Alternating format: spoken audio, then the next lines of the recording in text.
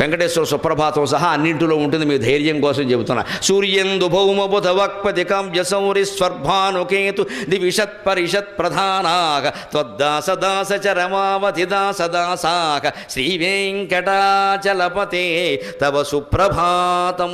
సూర్య సూర్యుడు, ఇందు చంద్రుడు, భౌమ కుజగ్రహం,